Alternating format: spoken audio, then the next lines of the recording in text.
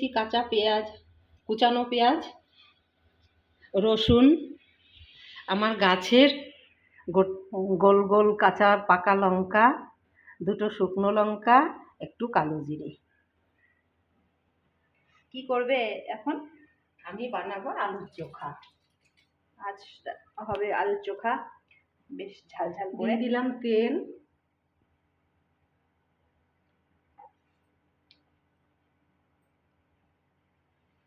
তেল গরম হয়ে গেছে, আমি দিয়ে দিলাম কালো জিরে,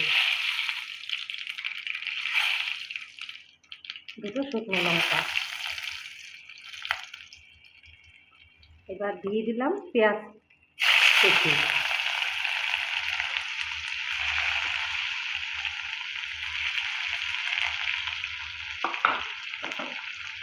পেঁয়াজটা একটু ভেজে নেব।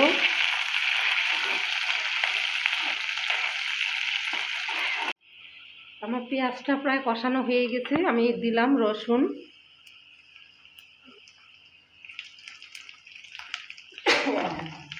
তারপরে কাঁচা পাকা গোটা লঙ্কা। আমাদের বাড়িতে সবাই ঝাল কম খায়, তাই আমি গোটাই দিলাম, একটা হয়তো ভেঙে দিব।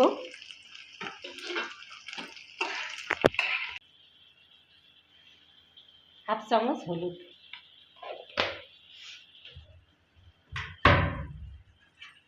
হলুদটা একটু কষিয়ে নিব।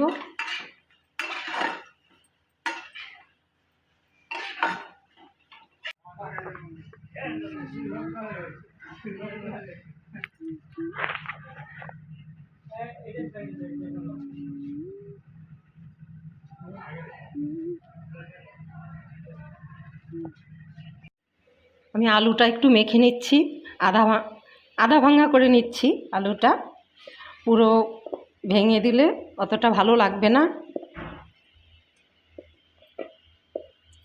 একটু মুখে লাগবে, একটু গোটা গোটা দানা দানার মতন থাকবে।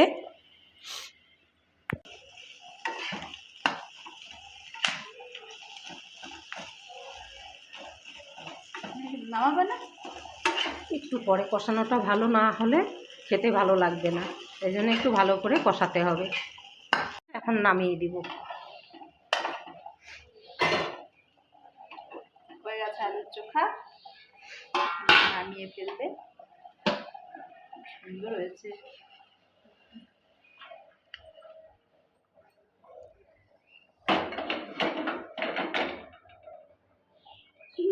লঙ্কাটা কি সুন্দর টমেটো মতন লাগছে দেখতে, লালচে টমেটো।